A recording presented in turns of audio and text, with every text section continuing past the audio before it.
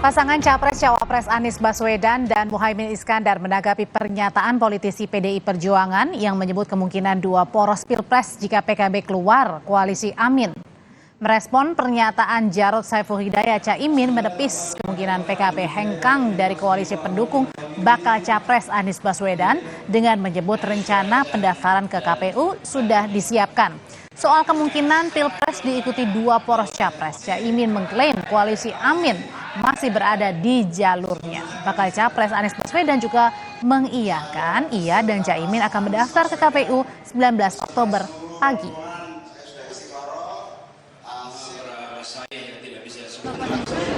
Yang penting kita sudah menyiapkan pendaftaran tanggal 19 pagi. Semua sedang proses administrasi yang masih insya Allah semuanya sudah pasti. Nah itu nanti akan ada kayak gimana nih? Nanti di kita umumkan, tapi insya Allah 19 pagi. Apakah pakai?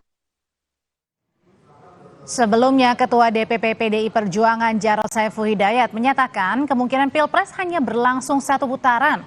Kemungkinan satu putaran terjadi jika hanya dua poros Capres. Jarod menyebut peluang dua Capres mungkin terjadi seandainya PKB mengubah dukungan. Namun kata Jarod, dua atau tiga poros partainya siap menghadapi Pilpres.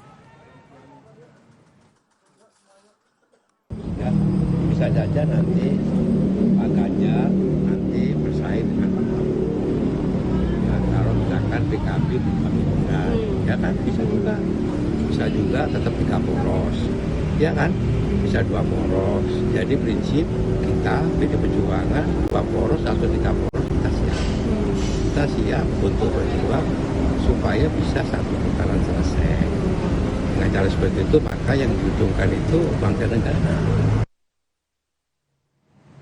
Politisi PDI Perjuangan Jarod Saiful Hidayat, saudara, melempar wacana dua poros Pilpres jika PKB mengubah dukungan dari koalisi saat ini yang mendukung bakal Capres Anies Baswedan. Apakah pertanyaan ini mungkin PKB hengkang dari koalisi Amin dan apa keuntungan bagi koalisi pendukung Ganjar jika Pilpres berlangsung satu putaran?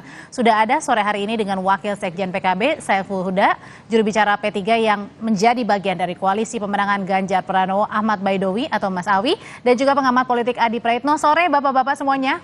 Selamat sore, Andre. Ya, Mas Adi, Kang Huda. Saya mau langsung nih ke PKB dulu ya. Jadi Mas Huda, mungkin nggak sih PKB ini masih digoyang, masih berubah pikiran? Nggak mungkin, Mbak. Kita sudah berlayar. Jadi kalau kemarin ada goda-menggoda karena belum ada satu poros pun yang mengambil cawapres.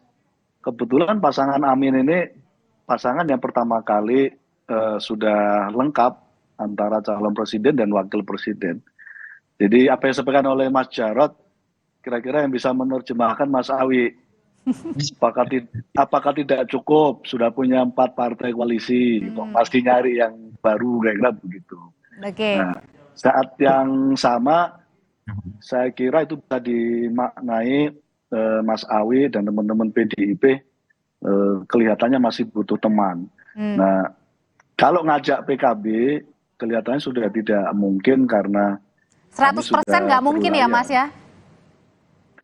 Sudah nggak mungkin Mbak, 100%. Oke, kalau gitu sekarang saya tanyain ke P3. Mas Awi, kenapa sih masih menggoda PKB padahal kan PKB sudah jelas punya Amin, baca pres dan juga baca wapresnya Caimin? Ya, kalau ingat statement Hasto, ada isu-isu kemarin itu tidak ada asap kalau tidak ada api. Nah, Mas Jarod berpendapat mengenai statement seperti itu kan bermula dari statement dari Jazil dari PKB gitu. Jadi kemudian diamplifikasi oleh sejumlah media. Nah, kami hari ini meyakini bahwa berdasarkan konsolidasi koalisi terkini itu masih 3 poros.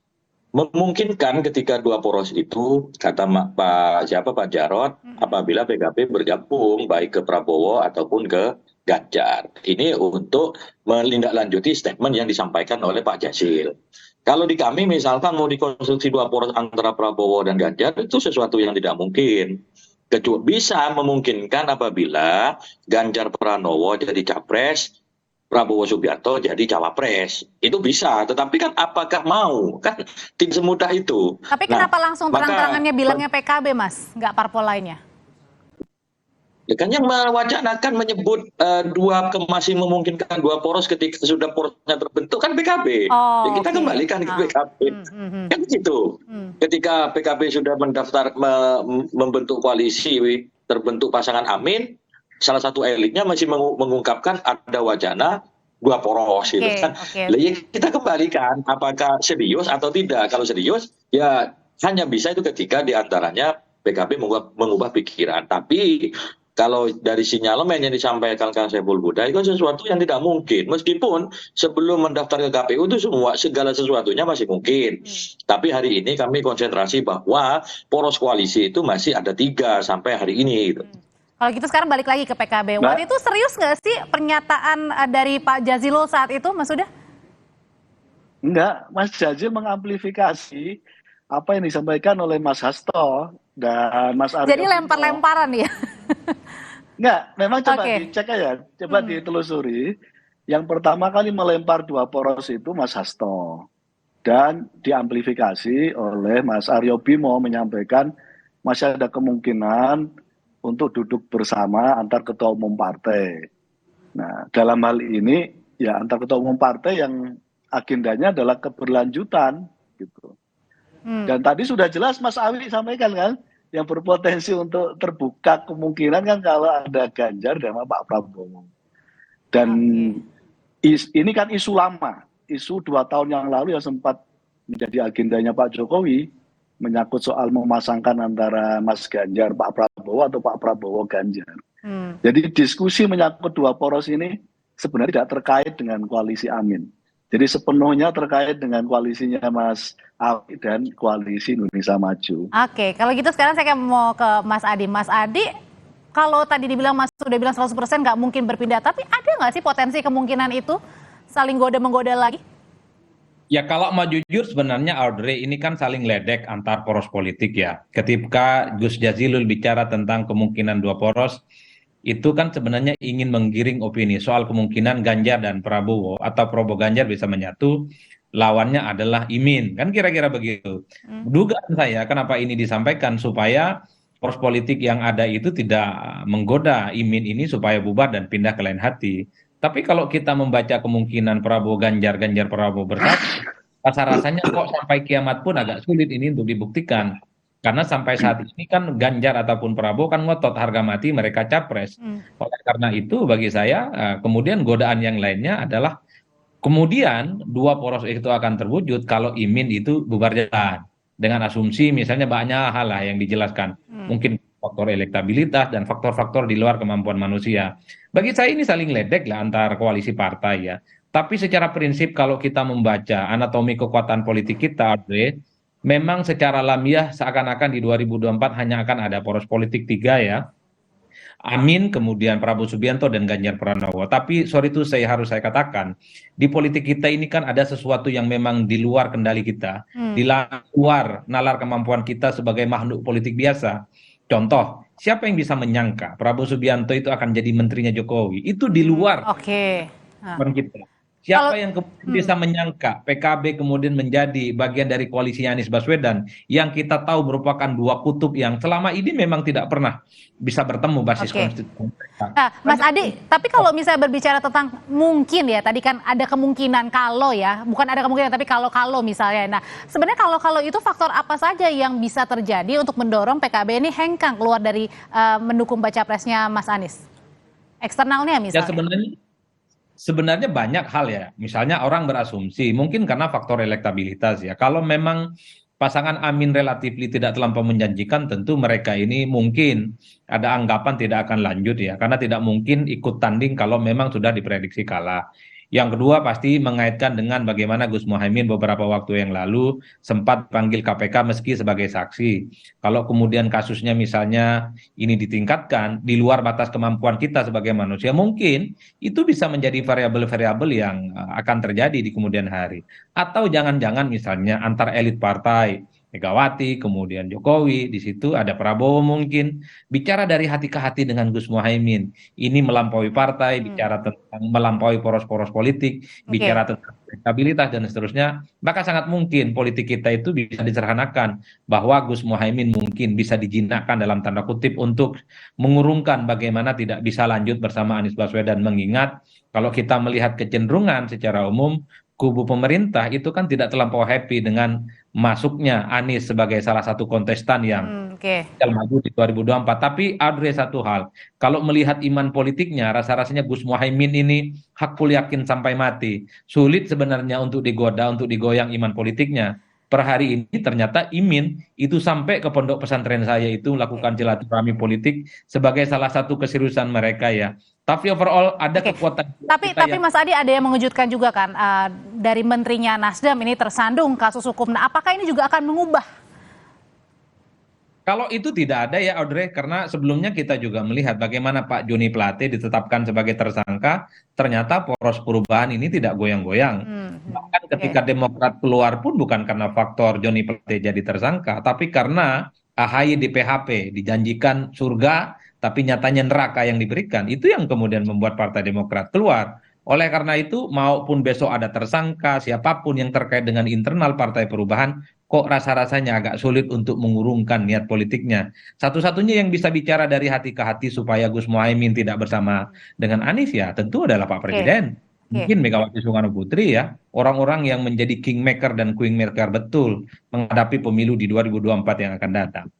Saya mau kembali ke P3 Mas Awi. Tadi kan mengutip pernyataan Pak Jarod bukan soal tentang tadi PKB ya, tetapi juga PDIP kalaupun ada satu putaran ini mungkin saja Ganjar melawan dengan Prabowo. Ini maksudnya gimana, Mas Awi? Apa Ya, yang kalau diinginkan? bicara penghematan anggaran, kalau bicara penghematan anggaran itu tidak perlu harus lulusan S3 untuk bicara. Antara Pilpres 2 putaran dengan 1 putaran itu pasti lebih hemat yang 1 putaran. Itu kalau bicara terkait dengan perspektif penghematan anggaran negara. Tetapi proses demokrasi itu kan tidak serta-merta harus dilihat bahwa ini besar kecilnya anggaran yang dikeluarkan. Tapi langsung terang-terangan Ganjar versus Prabowo kan bakal padahal kan ada 3 poros nih sampai dengan sekarang. Lah ya itu kembali ke yang tadi terkait dengan kondisi terkini, parameter-parameter misalkan hasil lembaga survei dan semacamnya. Tetapi sekali lagi kita tetap menghormati ya dalam posisi hari ini P3 misalkan harus berhadapan-hadapan dengan 3 poros ya itulah realitas politik yang harus kita lalui. Kalaupun ternyata nanti pada akhirnya 2 poros ya nggak masalah juga. Tapi saya ingin katakan bahwa jangan sampai gara-gara misalkan untuk penghematan anggaran seolah-olah kita mengeluarkan ongkos demokrasi yang mahal, seolah-olah ada penyesalan. Tidak, karena kan pilihan demokrasi ini pilihan sadar ketika kita mengamandemen Undang-Undang Dasar 45, melaksanakan pemilihan secara langsung, terus ditindaklanjuti dengan aturan perundang-undangan terkait syarat threshold yang memungkinkan Pilpres itu 2 putaran. Jadi kos politik itu bukan kos penyelenggaraan pemilu, itu sudah secara sadar disadari betul oleh para pembentuk undang-undang bahwa akan mahal. Oke, kalau ke Mas Huda dari PKB sendiri melihat pernyataan dari Pak Jarod langsung terang-terangan ya, tadi Ganjar versus Prabowo. Ya itu kan versinya Mas Jarod ya. Semua kita punya prediksi masing-masing. Sebagaimana kami meyakini bahwa ketika ada 3 poros, kita akan menang di putaran pertama dan kita bisa memenangkan putaran kedua. Itu wajar aja sih. Jadi semua punya hitungan masing-masing. Tapi saya ingin memperkuat soal 3 poros ini ya Mbak ya. Sejak dari awal PKB ketika dulu membangun koalisi dengan Gerindra, semangat kami sama. Pilpres yang tidak diikuti incumbent ini harus paling tidak 3 poros. Karena jangan sampai 20% presiden threshold yang sudah mengamputasi proses demokrasi, karena PKB sebenarnya inginnya cukup 5% presiden threshold itu, 5-10%. Semangatnya supaya Pilpres itu bisa menyuguhkan banyak figur dan publik secara sadar, secara solidaritas memilih siapa calon yang terbaik ketika kita bisa menyuguhkan banyak figur. Nah, pada konteks itu termasuk kami akhirnya karena ada kebuntuan dengan Gerindra, terus kemudian di koalisi perubahan juga ada kebuntuan, kami gabung menjadi bagian dari koalisi pasangan Amin, sama semangatnya. Jangan sampai terjadi dua pasangan. Jadi sekali lagi 20% presiden threshold ya sudah mengamputasi banyak hal. Jangan sampai pilpresnya juga akhirnya hanya 2 pasangan. Jadi Itu artinya saya tetap menginginkan 3 ya? Sudah pasti. dari awal. Untuk menjaga kesehatan demokrasi kita, pilpres minimal harus 3 pasangan. Oke, kalau memang harus 3 pasang, tapi kan meminjam dengan pernyataan dari PDIP sendiri, Mas Adi, kalau misalnya 1 putaran, PDIP ini yakin Mas Ganjar menang. Kalau sampai dengan sekarang, seberapa keyakinan itu masih terus dipegang? Dalam politik tentu modal besarnya adalah keyakinan, optimisme, Audrey. Jadi mungkin kubunya Mas Awi, kubu PDIP yang mengusung Ganjar ini, di mana elektabilitas Ganjar 36 saat ini bisa berlipat ganda karena dengan asumsi mesin politiknya belum bergerak, Ganjar belum maksimal, kemudian belum mengamplifikasi secara total mesin dan kekuatan politik mereka. Oleh karena itu, ketika mendengar statementnya kubu Ganjar Pranowo, berapapun poros politiknya mereka hakul yakin bahwa pertarungan hanya akan berlangsung 1 putaran, tentu dengan asumsi harus menang 50 plus 1 ya. Tentu itu bukan perkara gampang karena harus terdistribusi di hampir seluruh provinsi di seluruh Indonesia. Oleh karena itu, kalau kita membaca anatomi dan angka-angka statistik secara politik, itu masih mungkin, tapi kemungkinan ini memang agak rumit dan agak susah. Tapi dalam politik apa yang tidak mungkin, Audrey, apapun bisa terjadi di kemudian hari. Tinggal kita cek apakah nanti memang kalau ada 3 poros politik, kalau kita melihat per hari ini, PDIP, kemudian P3, Perindo, dan Hanura mampu mengantarkan Ganjar sebagai pemenang dalam 1 putaran sekalipun porosnya nanti ada tiga calon yang masuk ya. Tapi kalau misalnya 3 poros kemungkinan ada 2 kali putaran? Kalau saya menduga per hari ini kalau melihat angka-angka statistik sangat mungkin terjadi 2 putaran. Karena 50% plus 1 itu bukan hanya 50% plus 1 ya, tapi kemenangannya kan minimal di separoh gitu atau di sepertiga di seluruh provinsi di Indonesia. Ini nggak gampang, Audrey, bisa dilakukan dalam waktu 5 bulan ke depan. Bagi saya mau 1 putaran, 2 putaran, ini bagian dari berkah demokrasi yang harus kita nikmati. Karena bagi saya demokrasi pemilu itu tidak bisa diidentifikasi hanya persoalan dana, tapi yang jelas bagaimana rekrutmen dan regenerasi kepemimpinan harus diselamatkan dengan cara-cara yang demokratis. Dengan cara apapun, mau 2 poros, 2 putaran, harus kita nikmati sebagai bagian dari keniscayaan demokrasi. Mas Awi, kalau dari koalisi Mas Ganjar sendiri sebenarnya saat ini masih tetap mau menginginkan parpol-parpol tambahan nggak untuk mendukung Mas Ganjar nih di Pilpres? Ya, namanya politik itu kan ada gium yang selalu menjadi acuan ya. 1 musuh itu kebanyakan, 1000 teman itu masih kurang. Tapi sekali lagi kami ingin menggarisbawahi bahwa kehadiran partai politik dalam Pilpres itu sebatas syarat pengusungan. Sepanjang koalisi parpol itu cukup untuk memenuhi syarat pengusungan Pilpres, Capres ke KPU, sebenarnya sudah cukup. Tinggal bagaimana mesin pemenangan partai dan juga mesin pemenangan Capres itu bekerja maksimal untuk merebut hati rakyat. Maka dari beberapa pengalaman, baik itu Pilpres maupun Pilkada, seringkali calon-calon yang diusung oleh partai yang minimalis itu memenangkan kontestasi. Karena apa? Kami menyadari bahwa dalam pemilihan secara langsung itu bukan elit partai yang kita kejar. Yang dikejar adalah bagaimana meraup simpati rakyat. Yang terpenting syarat usungan ke KPU udah memenuhi, udah cukup. Oke, baik. Terima kasih Mas Awi untuk pandangannya. Terima kasih juga Mas Huda. Terima kasih Mas Adi Praitno. Sehat selalu semuanya. Setelah ini, saudara, kami hadirkan informasi dari polisi.